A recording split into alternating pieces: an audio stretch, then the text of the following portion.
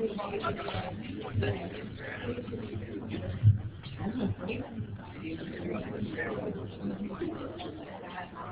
evening, everybody.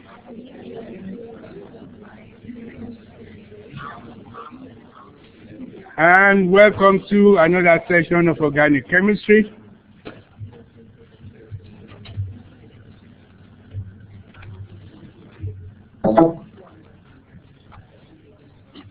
In today's session, we are going to conclude our discussion of Chapter 10. Of course, Chapter 10 is concerned with the chemistry of organohalides. Before we start the discussion, I do have a couple of announcements. A reminder that the homework assignment, the online homework assignment, is due this Sunday, November 10 at 11 p.m. And also, I will be sending you an online survey either tomorrow or over the weekend. And I will send this to you, and of course I will give the deadline for that will be next Wednesday to complete that survey. Okay, so either you get it from me tomorrow, which is Friday, or you get it from me Monday. Okay, this will be an online survey.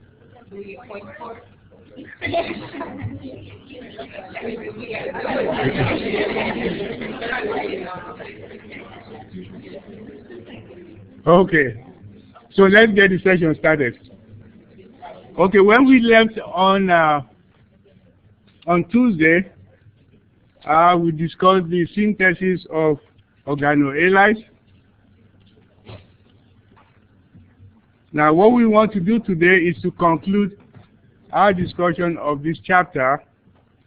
We do have a couple of topics to discuss, and that is reactions of organohalides.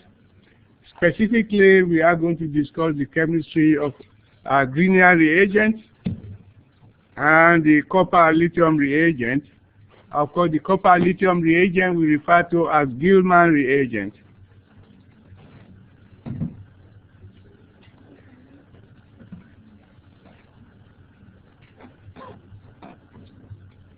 Okay, and I'm sure you guys want us to go over the quiz questions that you've just taken. Okay, so let us do that first.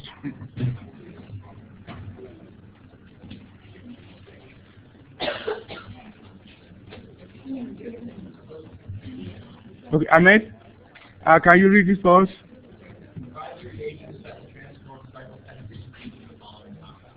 Okay, thank you. So this question reads, provide the reagent that will transform cyclopentene to each of the following compounds. Okay, so this set of questions here is testing your knowledge of nomenclature. It is also testing your knowledge of the reagents. Okay, so the first thing we need to do, we need to write the reaction starting from cyclopentene here. Let's do this one first.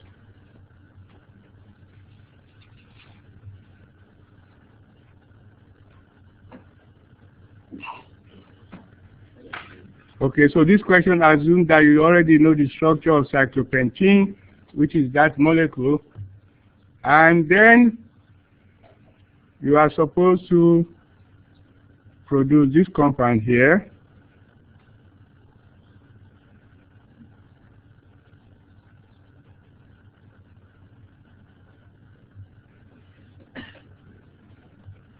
Okay, the question is, what is the reagent that you need for this transformation? What is it? HCl. See? You see how easy that is? You don't have to think about it. You just know it. Okay, so the answer to that is HCl.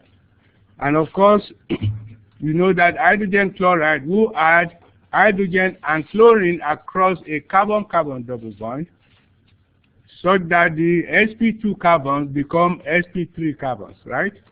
This sp2 carbon here, sp2 carbon here, now you now have sp3 here and sp3 carbon here. Okay, very good. Okay, let us go to B. Cyclohexene cyclopentene to 3-bromocyclopentene.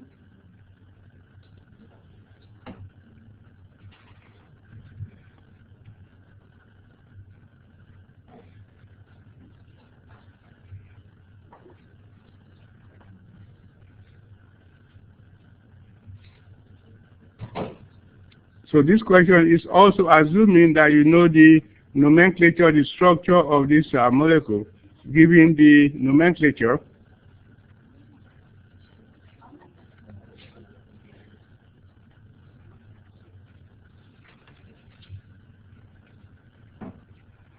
Okay, so what reagent do we need here? What reagent do we need? MDS, excellent. So you don't have to think about it, just know it. MBS in the presence of light. If you just give me MBS, that is fine. What does MBS do?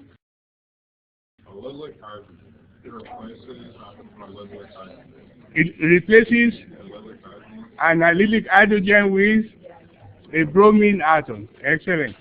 Okay, so you guys need to know what these reagents do. Make sure you are able to say what they do in your own words. Okay? I'm going to write it down here, so I know you're going to get tired of me saying this. Know what the reagents do.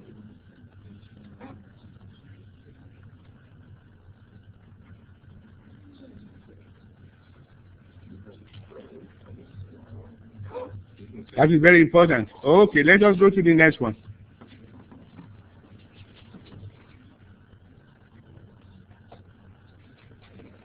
Okay, Robin, can you read it for us? Provide reagents for each of the following descriptions. Okay, thank you. Okay, so this question says, provide reagents for each of the following transformations. Okay, this is also a case of knowing your reagents and what they do. Okay, so here we want to go from this carbon-carbon double bond to this secondary alcohol. So what are we doing here? Adding water.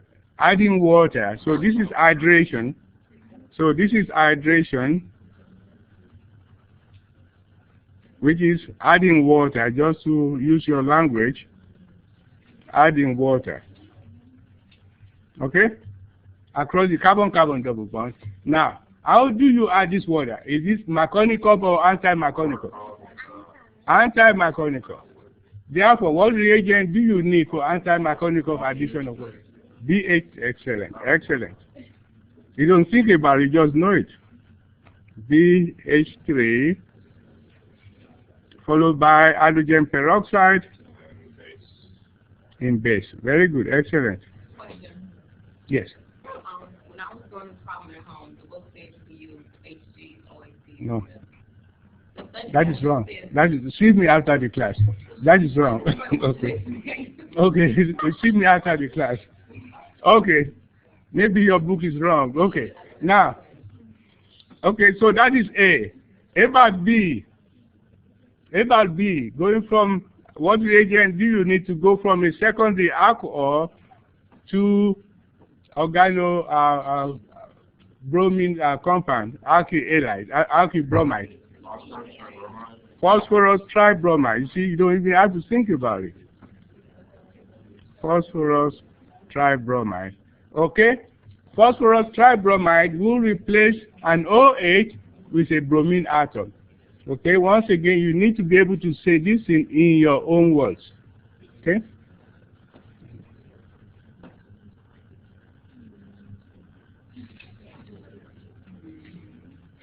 Okay, Lillian. Okay, since you're having fun over there, can you read this for us? Okay, very good, and thank you. Okay, so this question says, write the structures for the following IUPAC names.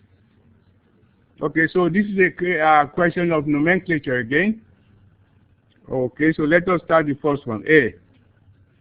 What is the base name for this? Hexane. Okay, so let me go ahead and write. For the benefit of some of you, I will write it down. I know all of you already know how to do the skeletal structure, but let us go ahead and do the semi-condensed form here.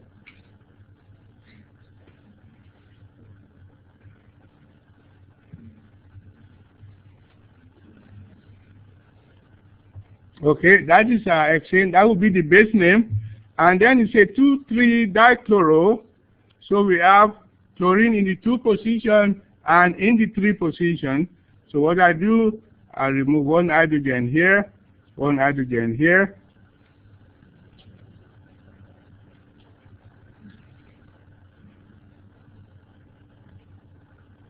Okay, that is 2,3-dichloro. Then it's a 4-methyl. Okay, 1, 2, 3, 4. Remove 1 hydrogen. Notice I do have to remove the hydrogen, okay? Because you know that carbon cannot have more than 4 bonds. I replace that with methyl.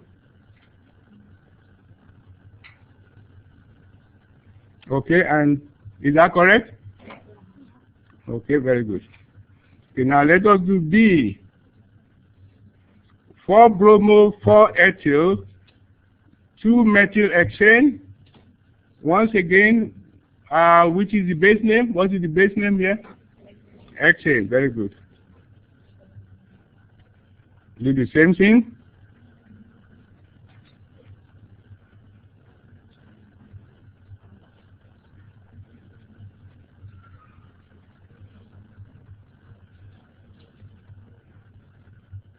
Okay, now for bromo, okay, say 1, 2, 3, 4. Let us place that in there. Take this out. Place a bromine here.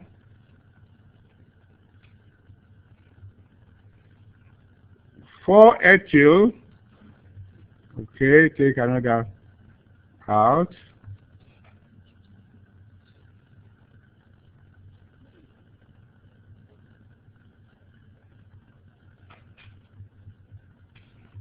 It's an ethyl group here. Then 2 methyl. Okay. Now come here. Take this out.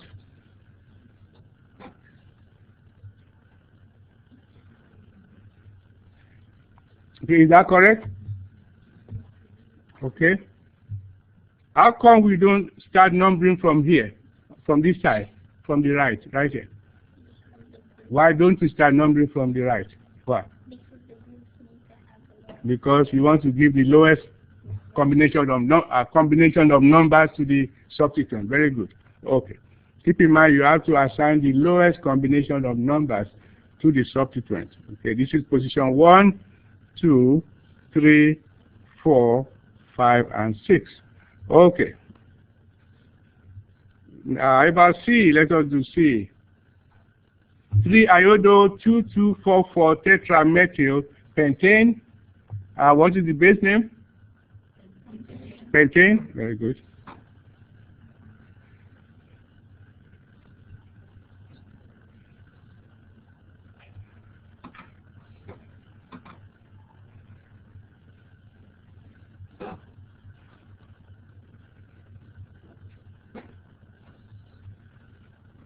That is pentane. And it's a 3-iodo. So I remove 1 hydrogen and I place the iodine here.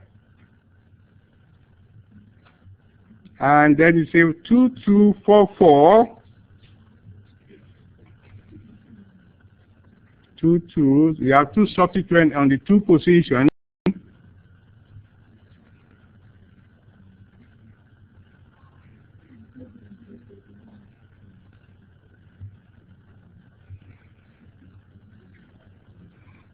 Two, 4, 4 tetramethyl. This is 1, 2, 3, and 4. So I remove these 2 hydrogen here.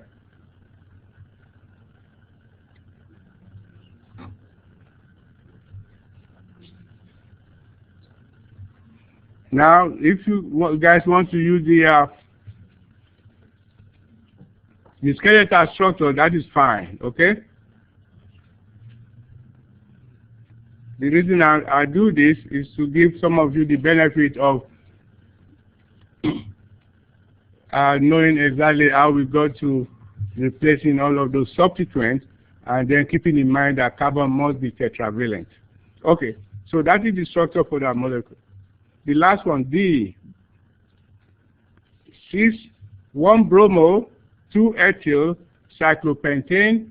What is the base name? Cyclopentane. Good.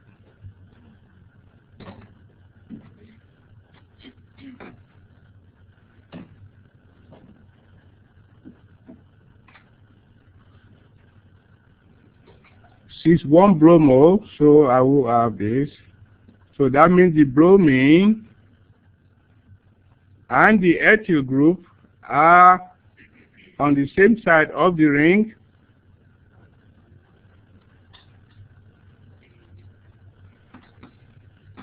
And of course, hydrogen is here.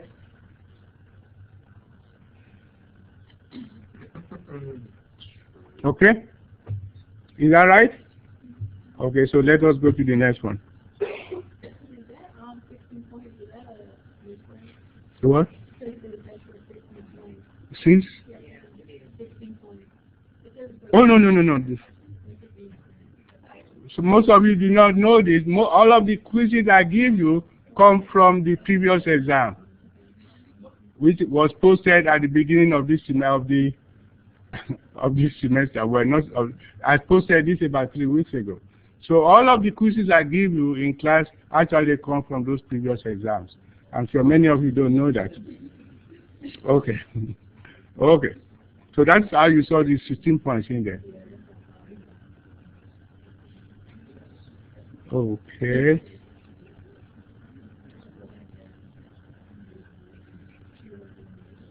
Okay, Ashon, can you read this for us?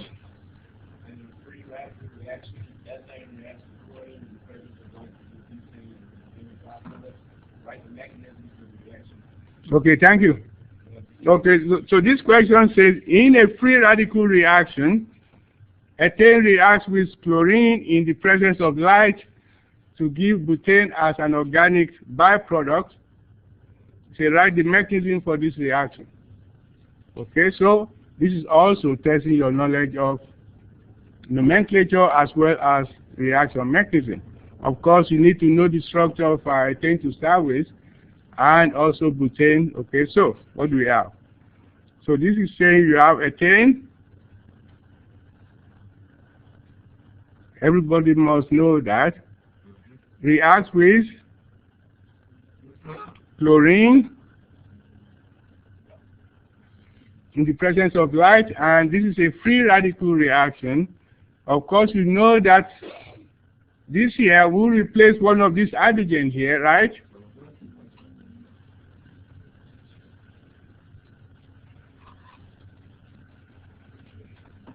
It also tells you we form a butane as a byproduct, which is this here.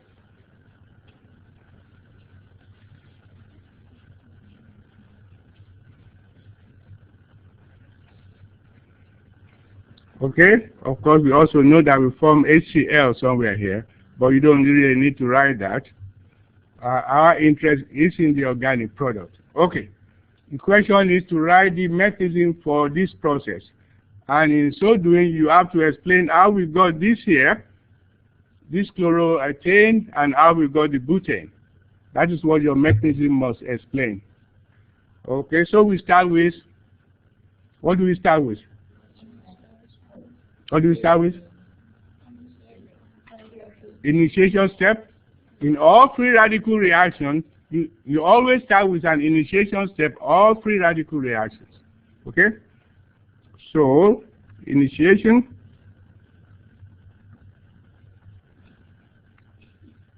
And that initiation step, you have chlorine. Okay? Being split into two through homolytic cleavage, in which you have one electron going to this chlorine here, the other electron going to here. You have to show that. That's part of the mechanism. And then what do we get? We get two chlorine radicals.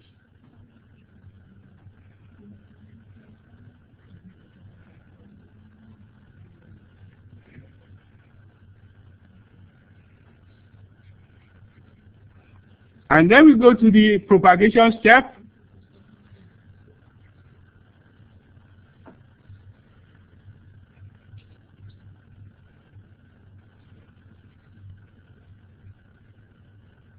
In the propagation step, we actually have two sub-steps for propagation. So let us call 1A.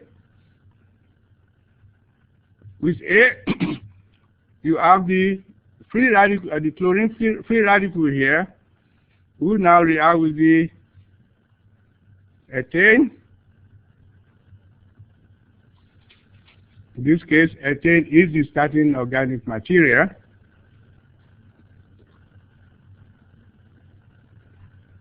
Okay, so we are going to get this here. We'll abstract the free radical, the hydrogen free radical from ethane. This bond will break also homolytically. One electron come here. Say homolytically just in case.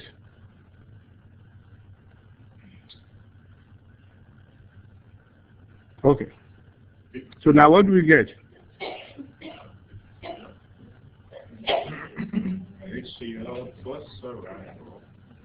Now we form the ethyl radical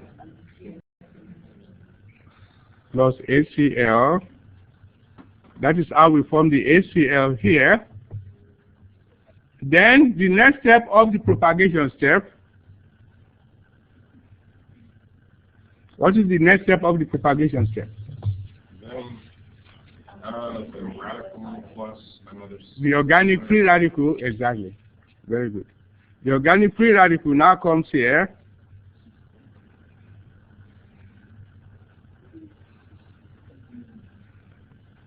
Now reacts with chlorine. Yes. Okay.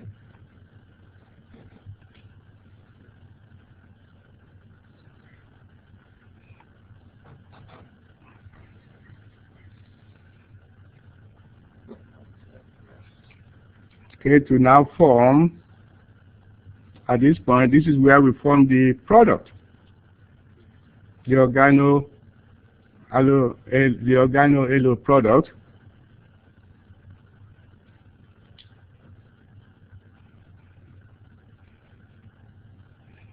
Plus another chlorine free radical. And now this chlorine free radical could go back to the first step of the propagation step and almost forming a loop, and the process will continue until all of the starting organic material is used up, and then at that point we end up with the termination step. So here, this is one of the products we have to explain, and that is it right here. So we have given the mechanism explaining how we form this. Now, how do we form the butane, this butane here? How do we do that? The two organic free radicals join together. Very good. Excellent.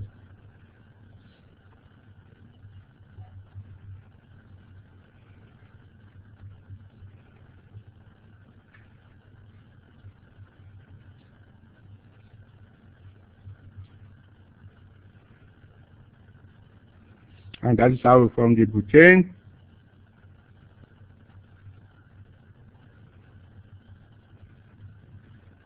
Okay. Now, free radicals are very important intermediate in nature, not only in organic chemistry, in nature. I'm sure, how many of you have heard of free radical before? Okay. And that's why we have to eat a diet that is capable of that contains all of those material that's able to absorb free radical in your body, because you don't want too many free radicals flowing around your body. They do end up causing cancer, and that is why we have to watch your diet. Okay, free radicals are very, very reactive. Anyway, so that is how we form the butane, which is this one here. So now we have explained this here. And this is this right here. Okay, is there any question on this? Okay, okay, let's go to the next one. Yeah. Some people are hiding. Okay, Attila, can you go ahead and read this for me?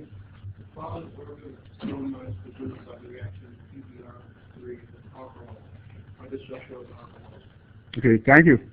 Okay, so this question asks you, the following organobromide was produced by the reaction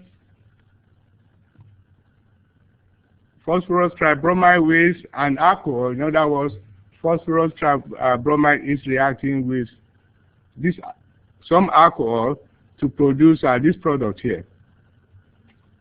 Okay, the question is to draw the starting material, the alcohol that formed this here as a result of the reaction with phosphorus tribromide. Okay, so this question is, of course, testing your knowledge of the reagent. What does phosphorus tribromide do? What does it do? Replaces hydroxide with bromine. Okay. Is there a stereochemical implication to it? Yes. Yes. How does it do? When the H comes to it. With inversion of configuration, right? Exactly. Okay. So it does it with inversion of configuration.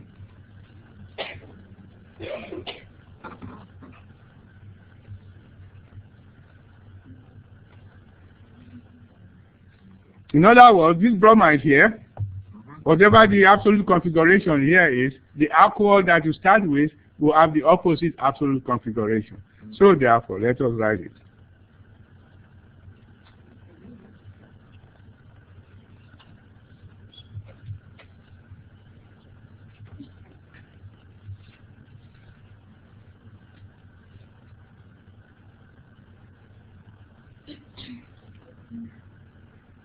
Okay, so if we have this here, so what is telling us that this hydrogen here must be coming at you, okay?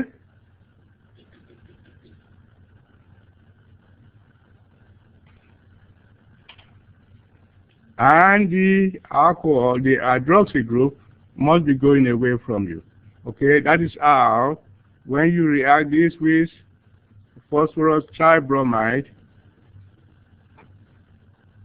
you get this product here. Okay?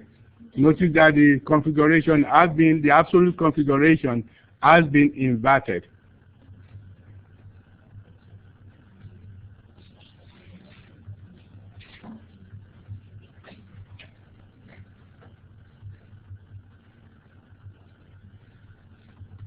In the product. Okay? Okay, is there any question on this? Okay, so at this point, I think those are all the questions for in this quiz. You see how easy that that exam was, right?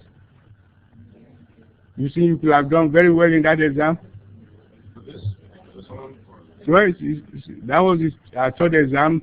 All of the quizzes I've given you so far, they have come from that exam. So anyway. So let us now go to today's discussion on, I'll finish up on chapter 10.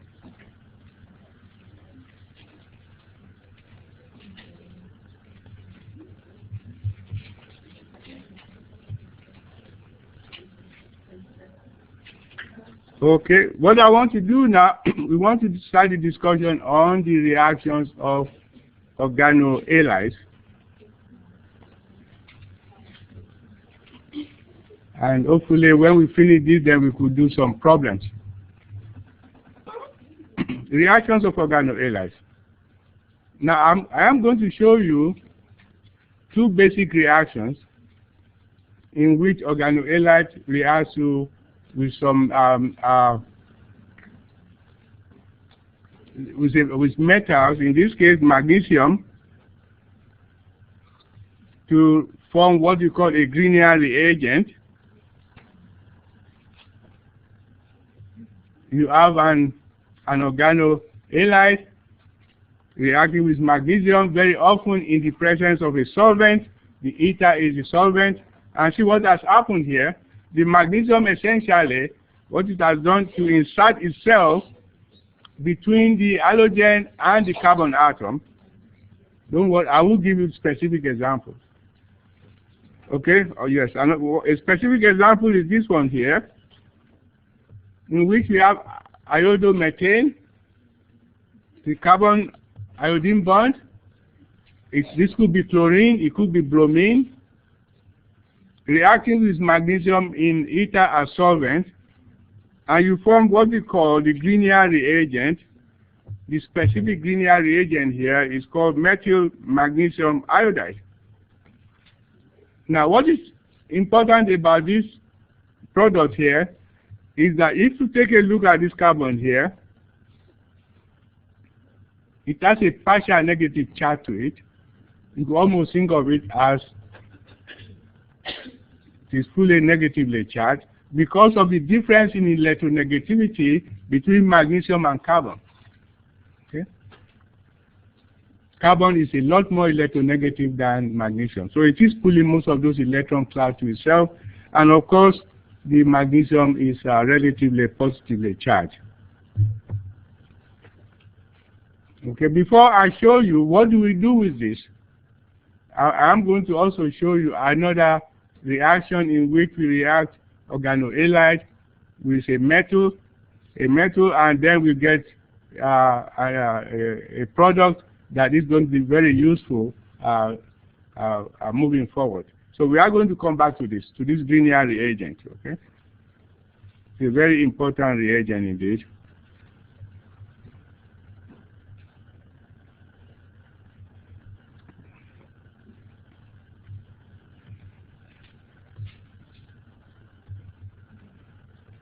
Okay, the other reaction of organohalide, if we take, in this case, propane with lithium, then we form what we call an alkylithium.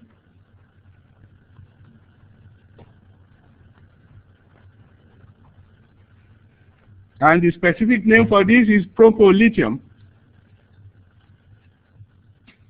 And then if you take that alkylithium, you react with copper iodide, you form this product here, which you call lithium dipropocopper, or you may refer to this as lithium dialkyl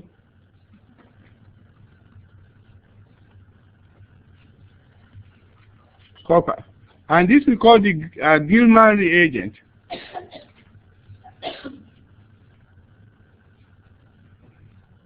We refer to this as Gilman reagent.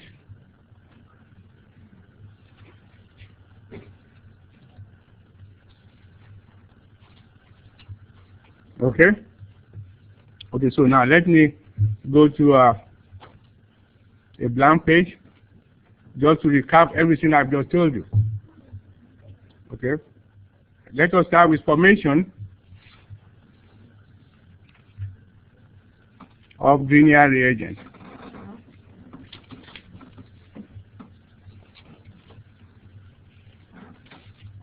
Okay? You take any alkyl-halide, in this case, methyl bromide or bromomethane. I take magnesium in ether. If all you do was just write magnesium, that is fine. You get this.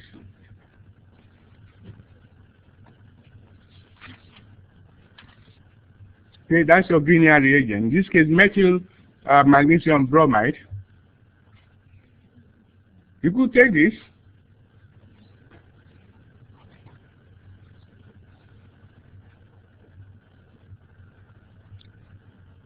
You could take bromobenzene. It's magnesium, ether solvent. You get benzene magnesium bromide.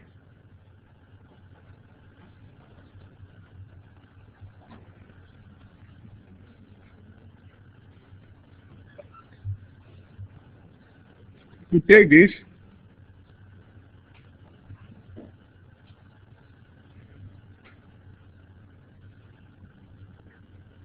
Chlorocyclohexane. I give you all of these examples just to show you the versatility of this reaction. You could perform this with any alkyl bromide, alkyl chloride, or alkyl iodide.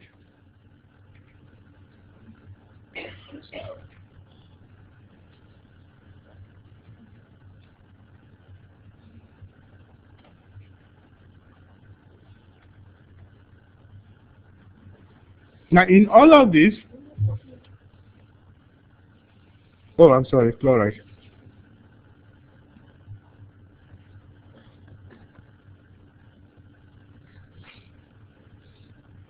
In all of this, think of the Grignard reagent. If we say this is a generalized Grignard reagent right here, think of it as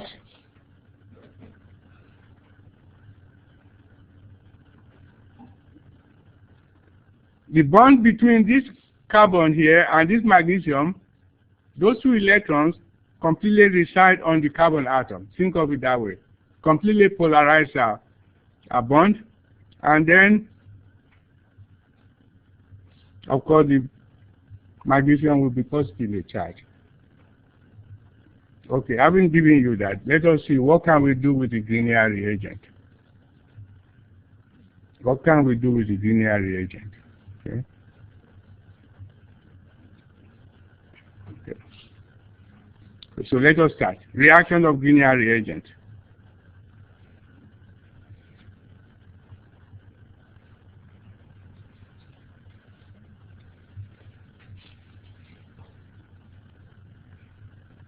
Remember that we make organohalide from alcohol. Now the question is, how do we make alcohols? Okay, let us start. One, Grignard could react with formaldehyde to give a primary alcohol. With formaldehyde to give primary alcohol. In other words, if let us use a specific Grignard, okay? It could be just any Grignard will work. If I take this Grignard here,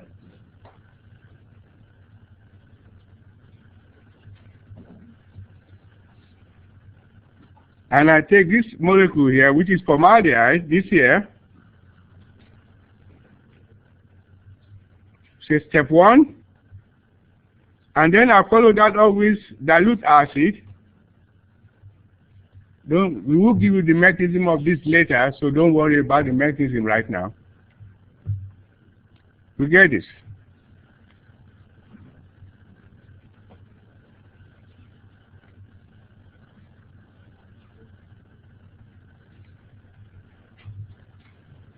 Okay? So therefore, this carbon here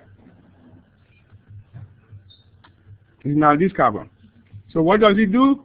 A Grignard will react with formaldehyde to give you a primary alcohol.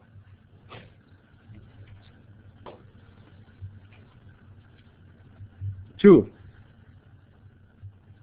reaction with aldehyde. Okay, this is, even though this is an aldehyde, but this is the smallest aldehyde, this formaldehyde here. But if you react with other types of aldehyde, with other aldehydes, to give secondary alcohol. In other words, if I take this,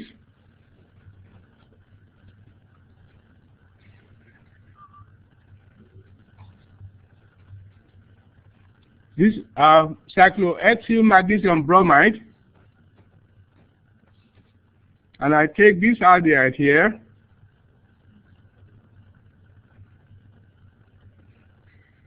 with any aldehyde. This will react with any aldehyde. Step 1, and then step 2, to to give a secondary alcohol. So now we have this.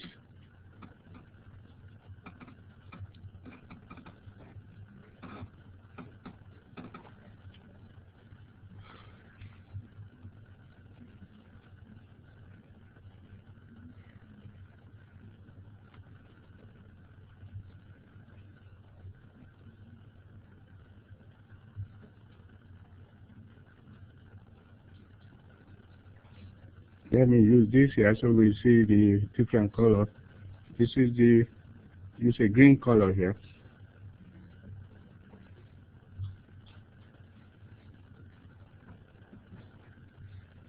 Okay? So what have we done? Essentially, what are we doing here? It's almost as though we are adding this alkyl group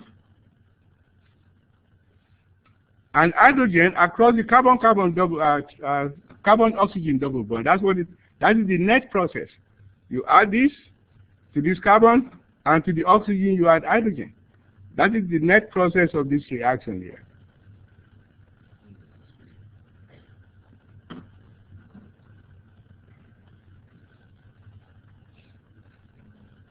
Okay? 3. Reaction with ketone to give tertiary alcohol.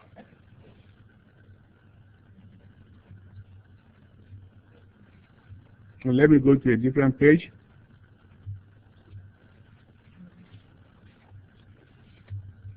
Three, we are actually talking of reaction of Grignard reagents here. Reaction of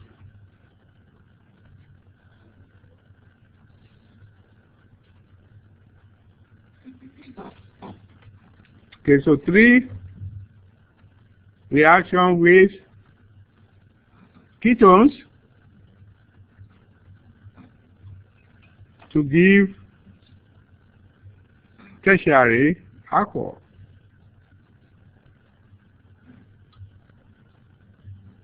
So if we have this the same Grignard here,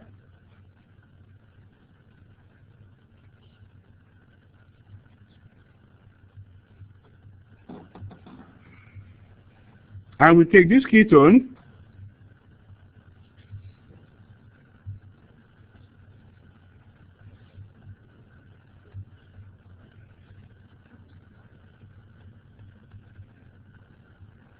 step 1, and then step 2.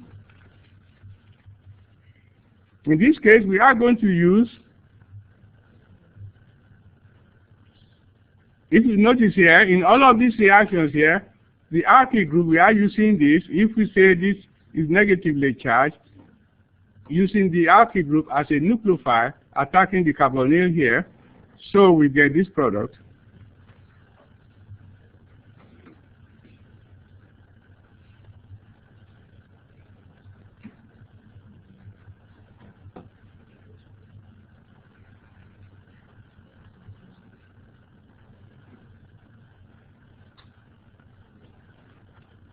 See what we're doing here again?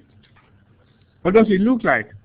This is a neat way, if you really look at this, this is a neat way of adding, if you look at this here.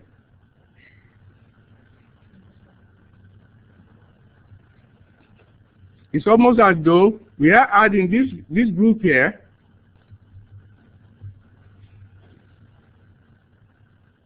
and then the hydrogen across the carbon-oxygen double bond. That is the net process, okay? Because this here, the cycloalkyl group comes to this carbon here, and the hydrogen comes to here. So that is the net process for this. Anyway, so you get the tertiary alcohol, okay?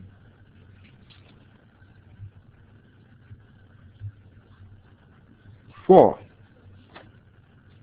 Would you answer that on the test? Like, what is the net process of this?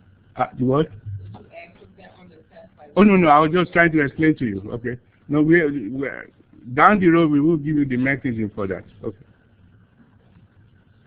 4.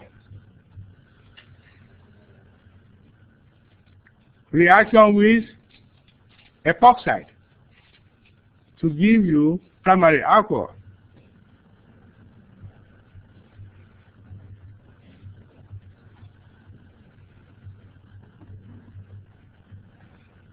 to give primary alcohol. Okay, so what do we have?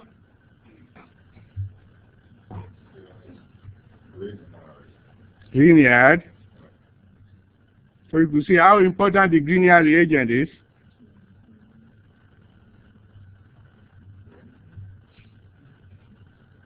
Now if you take this ethylene oxide right here, an epoxide, followed by dilute acid, what do we get? Get this.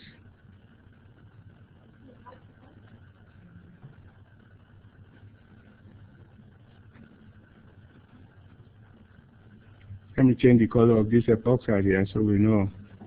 Let me make this blue.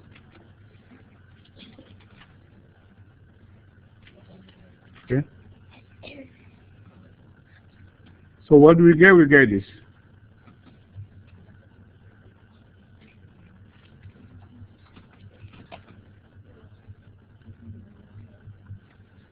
So what have we done here? We have extended the chain by 2 carbon atoms. Okay, so now we have formed a primary alcohol. Okay, there's a lot more reactions of the Grignard, so I'm going to save you guys some headache, so I will not give you all of them, but I'll give you just one more. Next semester we are going to, the Grignard reagent is very important, so we are going to use a lot more of Grignard reagent. Okay, the last one I will give you, reaction with water. Still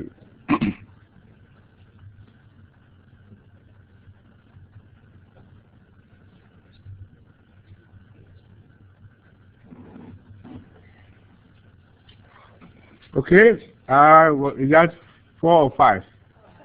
5. Reaction with water to give carbon-hydrogen bond. Let's call it that way. I don't want to call it alkane. Okay. Supposing you have this.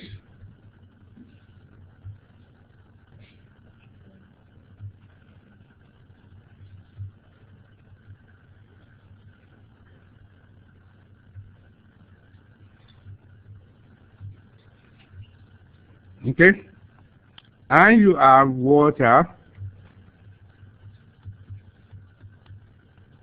Okay, what to do? This Grignard reagent will simply abstract this hydrogen, this proton here. So you will end up. Let us make this blue.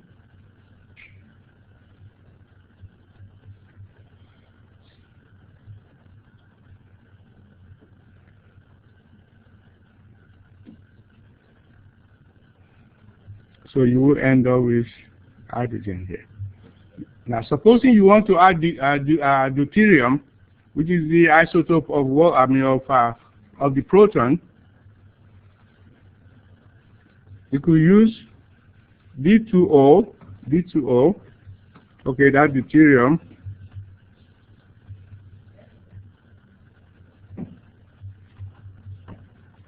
That's just like water. Keep in mind, deuterium is an isotope of the proton.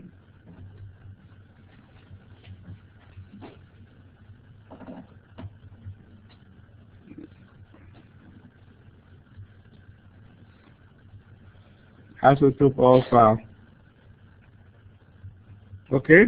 If you want to add deuterium to a molecule, you have Grignard reagent, and then what do you get here? You get it.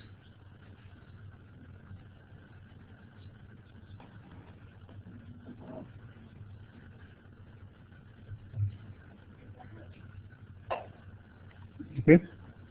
Okay, so you have all of these reactions of the Grignard. Okay. Okay, now let us look at the reaction of the Gilman reagent.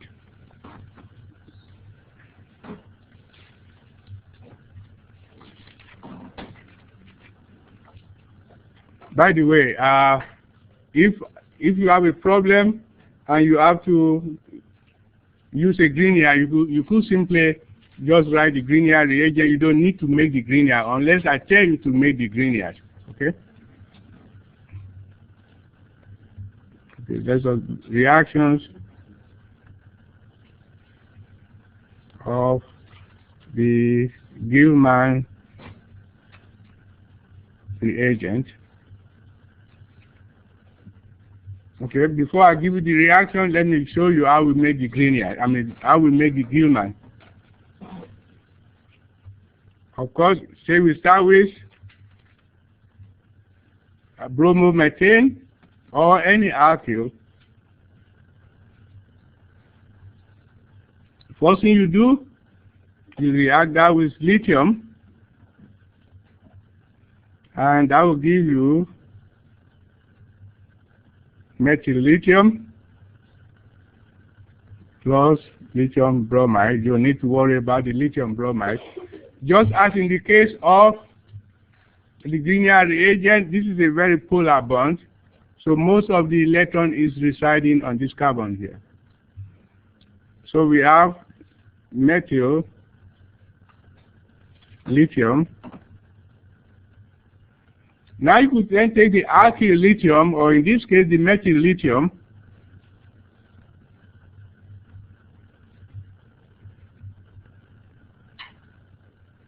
react with copper iodide, take two of the methyl lithium in this case, or the alkyl lithium, and then you form this.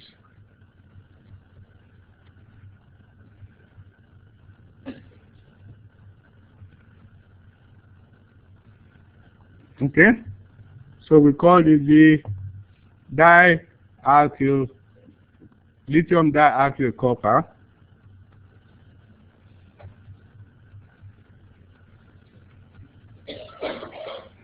In this case, it would be lithium dimethyl copper, which we refer to as the Gilman reagent.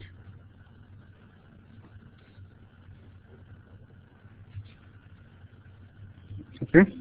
Now, in the future, unless I tell you to make the Gilman reagent, you could simply use any appropriate Gilman reagent. For example, this could be a good Gilman reagent right here. If you need to use a molecule like this, cyclohexyl 2, that would be a good Gilman reagent. This could be another one.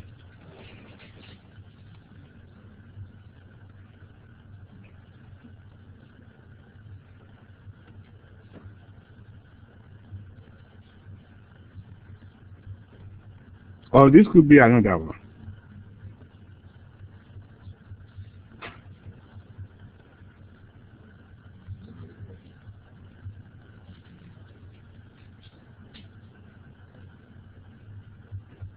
Okay, so you could use that, depending on what you have to do. Okay, let us look at the reactions of the Grignard reagent. I'm sorry, the Gilman reagent.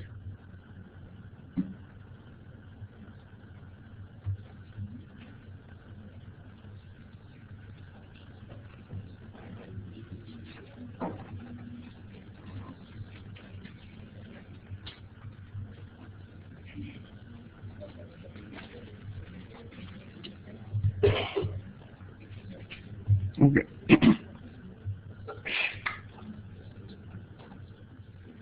The Gilman reagent could react with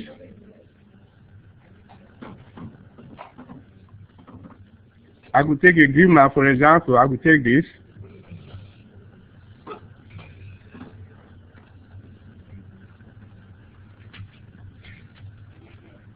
Could react with an alkyl, a bromoalkane.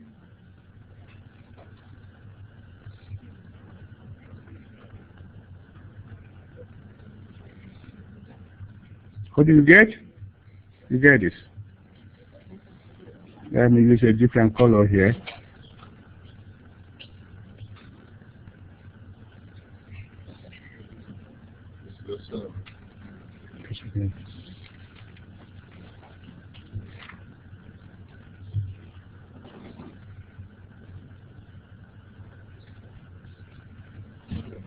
What do you get? You get this.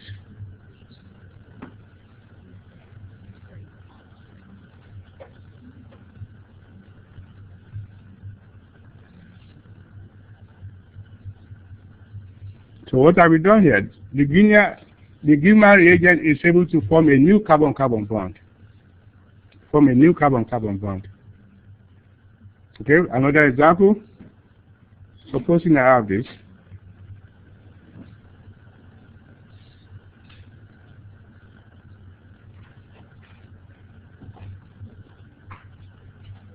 A Gilman reagent.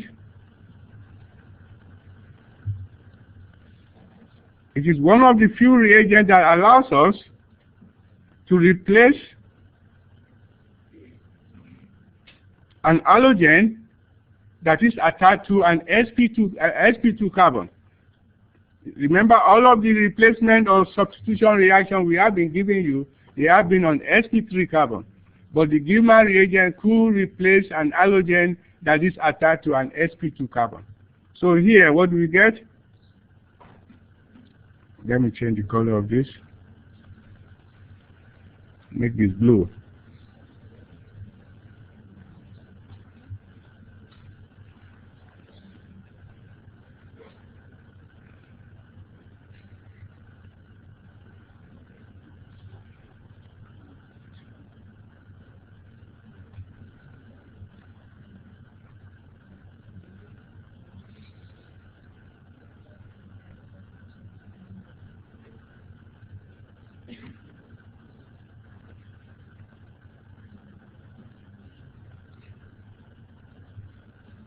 So what have we done here? We replace this, the bromine.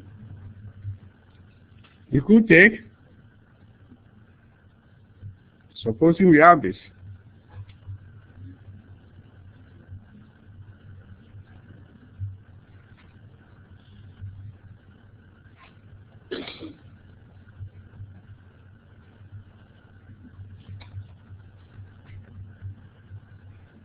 We take a Gilman reagent.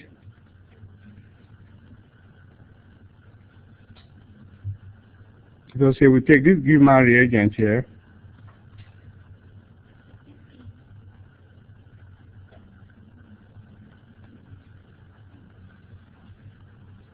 Okay, what are we going to do? We replace the iodine. So really a very useful reagent indeed.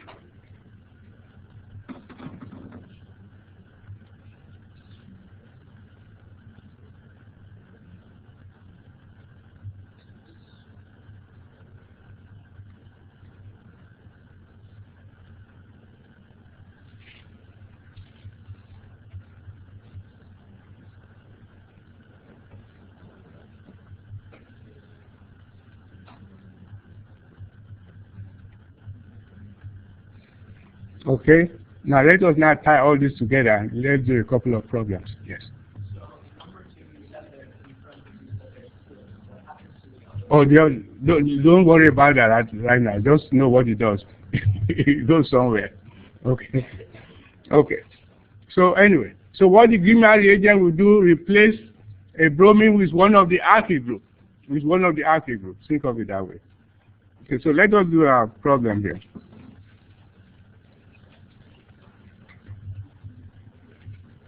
Okay. Let's see if we can tie all this together. Okay. Let's see. Jodwina, can you read this for us? Okay, thank you. Okay, so this question says, provide the synthetic scheme for the following transformation. There are many ways in which you can do this, but I want you to use no more than 5 steps. Okay? Okay, I will have to limit you so you don't go just go forever trying to synthesizing this. No more than 5 steps. Okay? We want to go from here to here. The first thing you do, let us analyze this. You look at the starting material.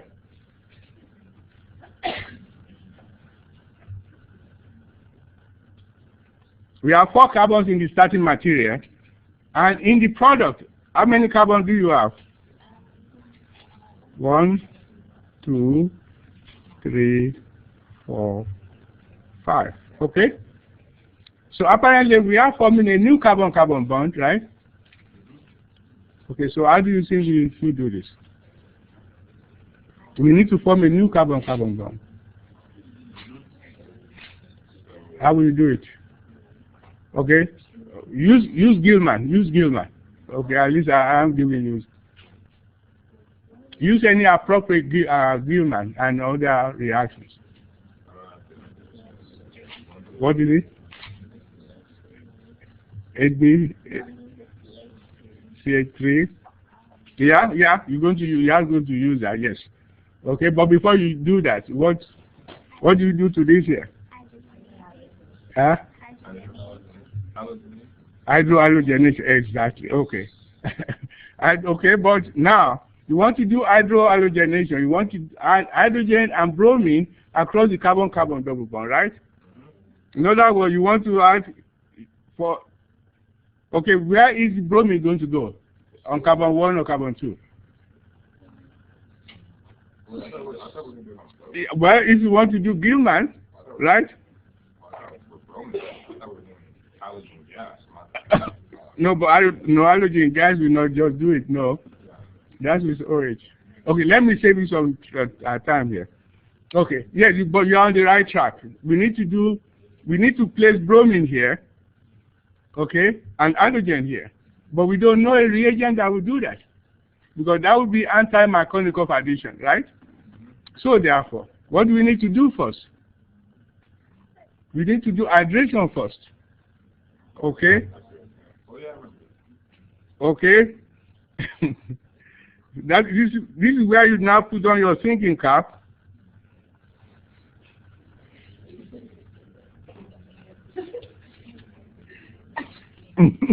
This is where you put your thinking cap, right? Now you do hydration first. What reagent do we need to do hydration? Because we want to place the OH here.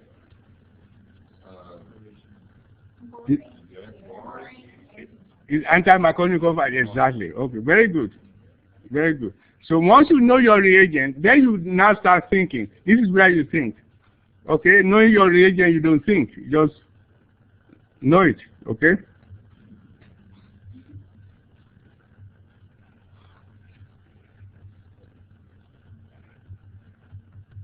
And so that will give you this.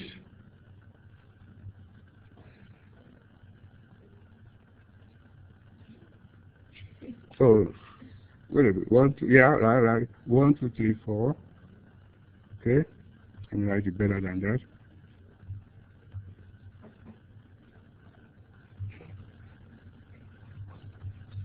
Okay, what have we done?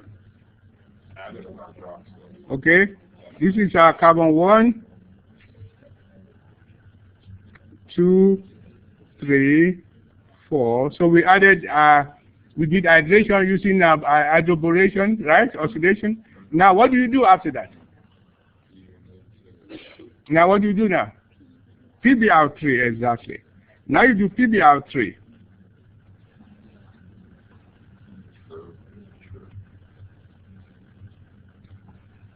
And then you get this.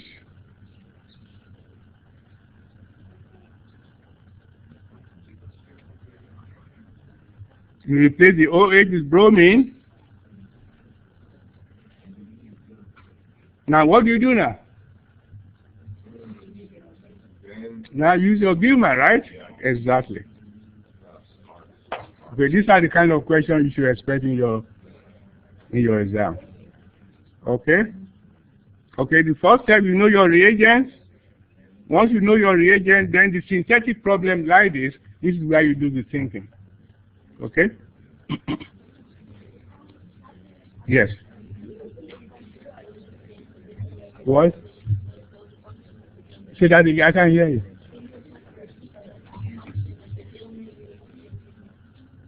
Can I tell you the function of the Gilman reagent replaces an alkyl group, and it replaces the bromine or iodine or chlorine attached to a carbon with an alkyl group. Okay?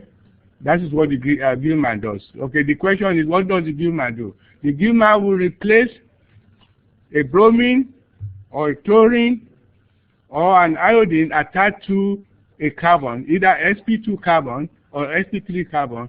It will replace those atoms with any alkyl group. Okay? That's what the Gilman does. Okay?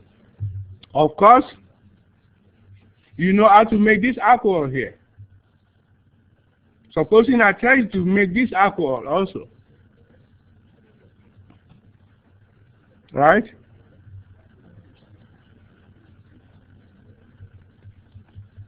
Okay, to make that alcohol, right? From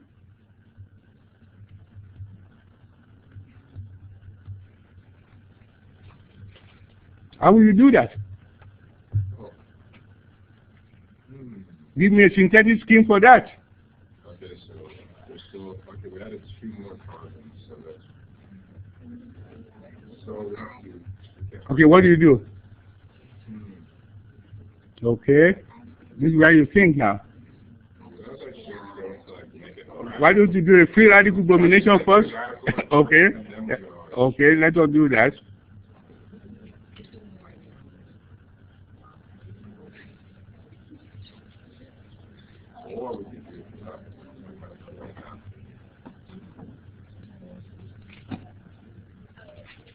Okay, and now you react that with, you form a Grignard, right?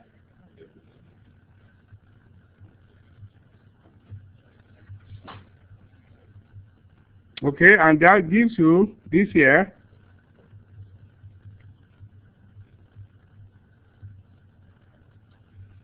And with the Grignard, you add the ethylene oxide. Step 1. Step 2. And that gives you this here.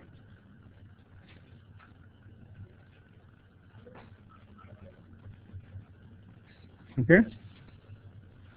Okay. One more thing I need to show you before we leave. Oh, it's time. Okay. We are essentially finished chapter 10. So I will see you on Tuesday. When we come back on Tuesday, we are going to start with chapter 11. Okay? And also, so I have posted all of the materials for chapter 11.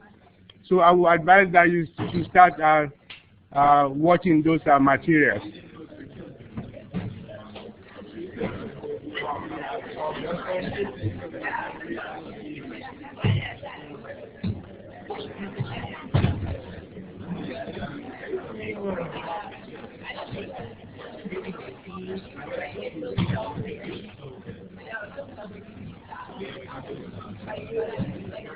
Okay.